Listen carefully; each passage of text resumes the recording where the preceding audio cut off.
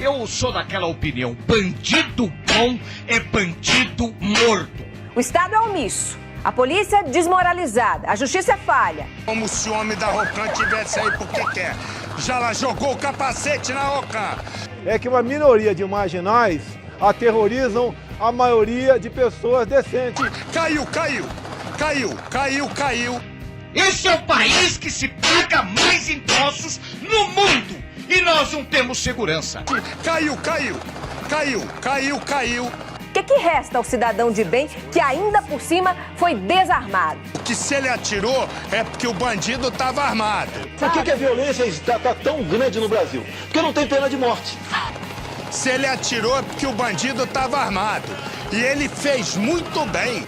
Homossexualismo, direito. Vai queimar tua rosquinha quando tu bem entender, porra! Eu não gostaria de ter vizinho meu, um casal homossexual morando ali com meus filhos pequenos em casa. É tão cínico esse país que por causa desse discurso politicamente correto que nós somos jogados desse abismo de ficarmos do lado de cada água do marginal. Porque eu não vou calar a boca, vocês não vão me calar a boca. Talvez você concorde com muito do que você ouviu ou assistiu. A nossa sociedade está sedenta de soluções. Soluções principalmente para aquilo que mais aflige o brasileiro, segundo as últimas pesquisas. Sobretudo aquelas pesquisas que os políticos adoram fazer para saber o que dizer no programa eleitoral. A violência. A violência no Brasil é um pouco diferente de outros países, né? É uma violência basicamente urbana. E é esse o grande medo da sociedade. É essa violência que cria a cultura do medo, que se alimenta da violência, mas principalmente dos meios de comunicação. Nessa sociedade, cada vez mais nós buscamos soluções imediatas. E uma das soluções mais propostas, sem dúvida nenhuma, é o justiçamento. A justiça com as próprias mãos. A devolução como vingança de tudo aquilo que agride cada membro da sociedade. O justiçamento pode aparecer de várias formas. Ele pode aparecer com linchamento, ele pode aparecer com a simples vingança pessoal de membros da família, que vingam outros membros da família, eventualmente. E ela principalmente aparece no imaginário da sociedade como uma devolução à agressão que ela teve. Então, muitos de nós acreditam que a melhor maneira de fazer justiça é tratar o bandido, tal como nós chamamos, da mesma maneira que ele nos tratou. Muita gente entende que esta devolução trará uma satisfação. Buscamos isso. Só que esta medida, nós consideramos uma medida extremamente conservadora e que de fato não leva a uma justiça efetiva. Nós vamos discutir no nosso filme, e essa é a necessidade da gente fazer, o que é justiça. Como uma sociedade que busca a evolução, quer fugir da barbárie das inquisições, como esta sociedade pode se portar diante daquilo que nos aflige. E é exatamente por isso que o nosso filme vai tratar e vai escolher um crime específico para a gente discutir a questão da justiça, que é o que mais tem afligido talvez muitos pais e outras pessoas que lidam com crianças, a famosa pedofilia. Nenhum problema complexo tem uma solução imediata e única.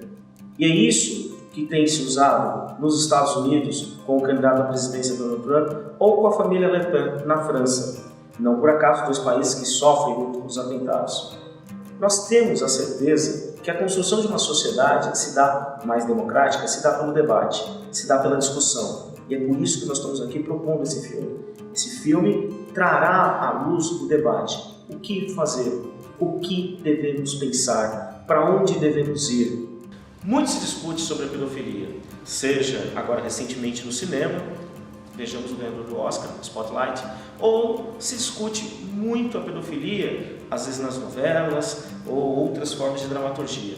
No jornalismo também se discute muito a pedofilia. Entretanto, o que nós observamos ao longo da história e das nossas pesquisas para realizar o filme, quase sempre de maneira superficial e quase nunca levando a uma discussão sobre o problema.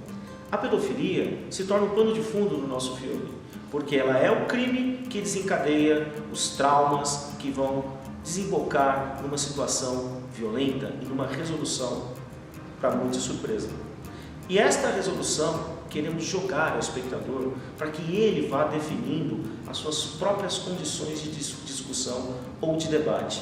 Queremos que o espectador saia do cinema e demore no mínimo uma semana ou mais, talvez sua vida, que é melhor, para discutir de fato essas questões sobre justiçamento, sobre pedofilia e sobre uma sociedade democrática que queira fugir da barbárie. É por isso que esse filme merece ser realizado.